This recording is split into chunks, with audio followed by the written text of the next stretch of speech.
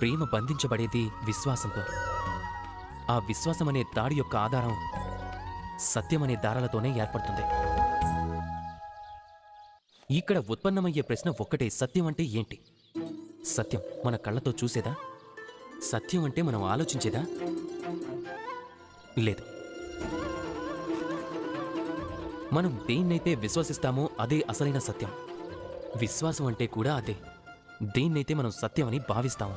వాస్తవంలో సత్యం మరియు విశ్వాసం ఒకే నాణానికి ఉండే రెండు ముఖాల్లాంటివి.